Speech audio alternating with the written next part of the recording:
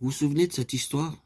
Abraham dit à Eliezer, le serviteur à qui il avait confié l'administration de toute sa maison, « Va dans mon pays et dans ma patrie, prendre une femme pour mon fils Isaac. » C'était une mission importante.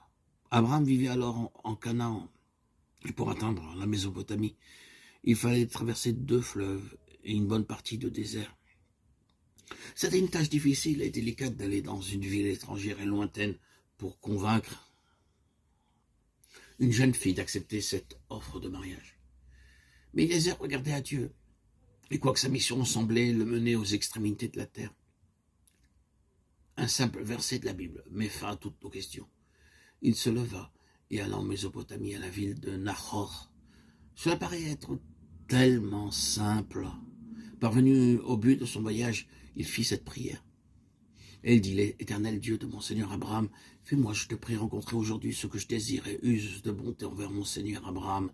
Voici, je me tiens près de la source d'eau et les filles des gens de la ville vont sortir pour puiser de l'eau. Que la jeune fille à laquelle je dirai, penche ta cruche, je te prie, pour que je boive, et qui répondra, bois, et je donnerai aussi à boire à tes chameaux, soit celle que tu as destinée à ton serviteur Isaac. Et par là, je connaîtrai que tu uses de bonté envers mon Seigneur. » Genèse 24, 12, 14. Le serviteur d'Abraham n'avait pas encore fini de prier que Rebecca arriva au puits, et dans le moindre détail, tout se réalisa comme il l'avait demandé. Mais que serait-il advenu si la jeune fille n'avait pas été de la famille d'Abraham? Comme nous le savons, nous avons ici un type de Christ et de son Église, l'un et l'autre de la famille de Dieu. Car celui qui sanctifie et ceux qui sont sanctifiés sont tous issus d'un seul. La jeune fille devait être de la même souche qu'Isaac. Elle ne pouvait être d'une autre race.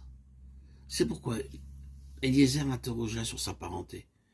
Oui, elle était bien de la famille d'Abraham. Dès qu'il en eut la certitude, il courba sa tête et adora le Seigneur. Verset 26. Les voyons-nous, les voies de Dieu? Oh, permettez-moi de vous le dire. Si seulement vous vouliez apprendre à reconnaître Dieu dans tout ce qui vous arrive, vous ne pourriez vous empêcher de l'adorer.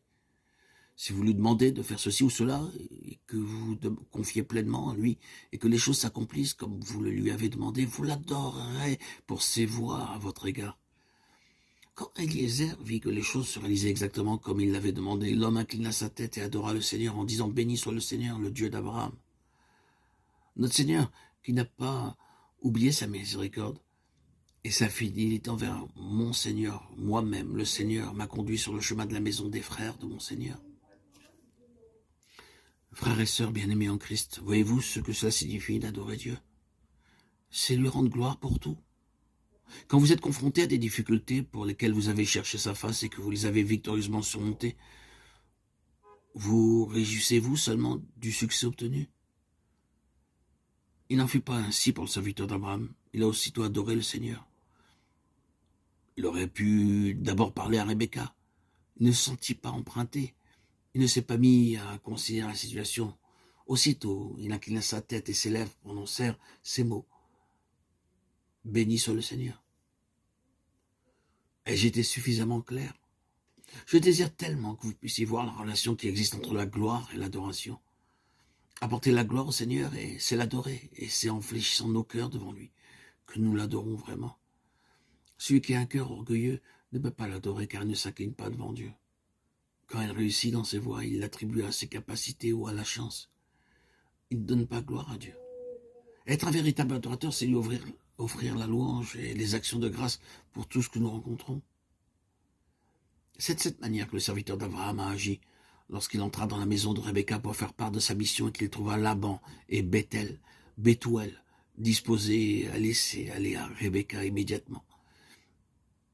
Il ne s'attarda pas sur sa réussite. De nouveau, sa réaction instantanée fut d'adorer les voies de Dieu. Il s'inclina lui-même en terre devant le Seigneur. Frères et sœurs bien-aimés en Christ, nous devons apprendre à reconnaître les voies de Dieu. Je ne saurais placer cette vérité devant vous avec trop d'insistance. Mais je voudrais le dire et le redire encore. Nous, chrétiens, nous avons besoin de connaître la volonté de Dieu. Mais nous devons aussi connaître ses voies. Nous devons reconnaître ses œuvres, mais nous avons aussi besoin de reconnaître la manière dont il les accomplit. Nous devons apprendre à l'adorer pour ce qu'il est en lui-même, mais nous devons aussi apprendre à accepter avec un élan d'adoration sa manière de faire les choses. C'était là une caractéristique remarquable dans la vie du serviteur d'Abraham. Sa réaction à l'égard de tout ce qu'il rencontrait consistait à s'incliner devant Dieu en adorant ses voix.